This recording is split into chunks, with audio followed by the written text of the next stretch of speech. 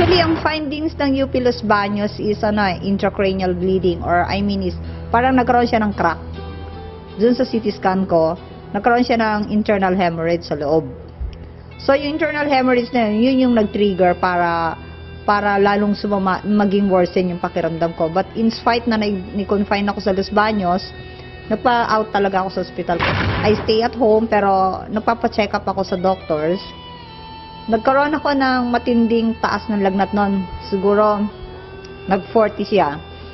The whole day, nag-take ako ng pampababa ng lagnat. Hindi bumababa ng lagnat ko.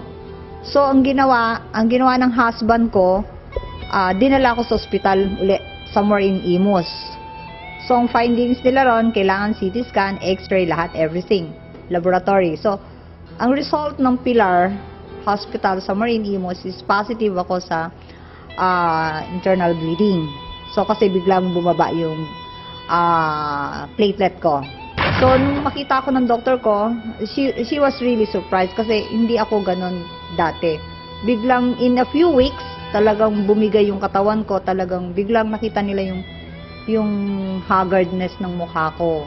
So, sabi niya sa akin, okay, ganito, i-CT scan kita for final opinion.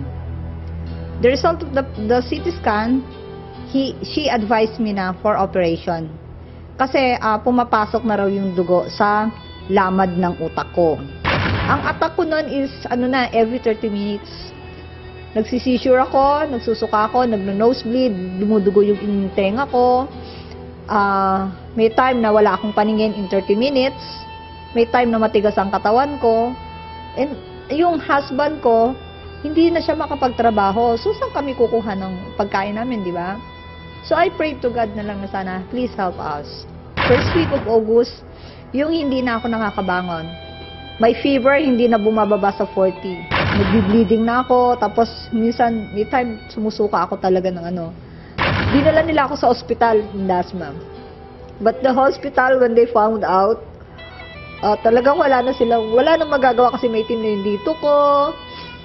And then, sinaksakan ako ng oxygen, lumalabas dugo na. Yun nga, ang advice ng neurologist is for operation.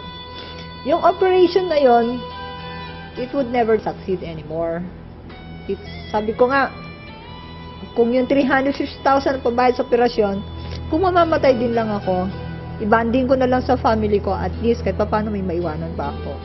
So, yun yung time na dumating sa punto na nag-decide na ang doktor na iwi na ako. Ang hiling ko lang daw noon, before na ako, nararamdaman ko na parang hinang-hina na ako. Ang lagi ko lang sinasabi is, ang ipasusuot sa aking damit, yung toga ko during the time na choir member ako. Yun lang ang ni-request ko sa mother ko. So, my kids called up their lolas and telling them na dali na yung damit. Yung gabi na yon ng August 28 na yon, hindi nila makakalimutan yon kasi yun yung time na nilinisan na nila ako, binantayan nila ako the whole day, and they were asking and begging the God, please help my mother.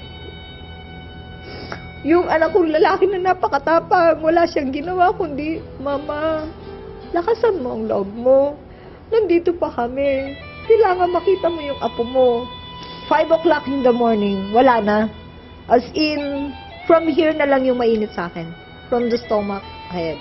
Yun na lang ang mainit sa akin. Although mainit siya, pero matigas na to. Iba na yung itsura ko, pero pinilit nila akong linisan. Nilinisan na nila ako, niready na nila ako. Hinintay na lang yung pagdating ng mother ko, dala yung damit.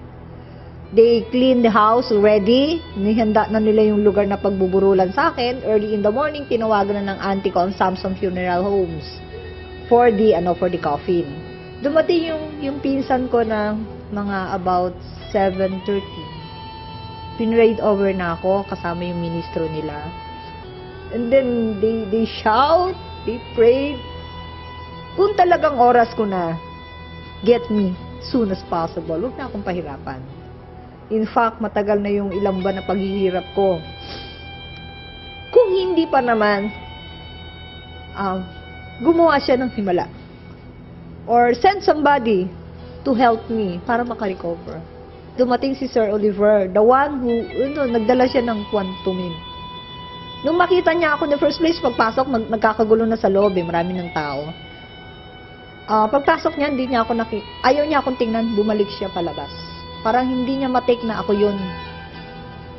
Tapos, siguro, nilakasan niya yung loob niya, bumalik siya. Pagbalik niya, sige, pilitin yung ibuka yung bibig. Nung una, sabi ng tiyahin ko, wag galawin. Kasi wala na, pahinga na ako eh. Pabayaan niya na mamahinga si G. Tapos na eh, may panalangin na siya. Tahimik na siya. So sabi nung anak kong lalaki, tsaka nung anak kong isa na 13 years old, na yun ang nagkaroon ng guts na tawagan si Sir Oliver nung gabi na yun. Nagmakaawa siya kay Sir Oliver, pero si Sir Oliver at that time, may meeting siya nun dito sa Quantum. Kausap niya nun sila doktora. So, maaga na lang siya nagpunta. Pagdating niya doon, nung makita niya ako, pinilit nila ibuka to. Sabi niya, buka nyo. Matutulungan ng Quantum ang mama ko, sabi nung aking anak na babae. Matutulungan ng Quantum. Tutulungan, mabubuhay pa mama ko. And even my son told na, pabayaan nyo kung anong gusto nila. Total, ano na naman, kung talagang mawawala si mama, mawawala eh. So, nung may bukan nila yung bibig ko, pinasirit nila yung Quantum sa bibig ko. And there's really a big miracle at that time.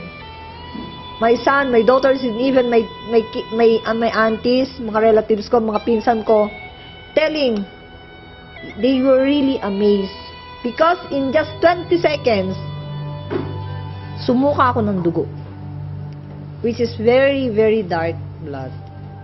Yun yung time na, although na hindi pa rin ako nakaano, pag ganun ko lang, pag block ko lang, hindi pa rin ako nakabangon. So, sabi ni Sir Oliver, tumawag siya kay Doktora. Medyo kinabahan si Sir Oliver.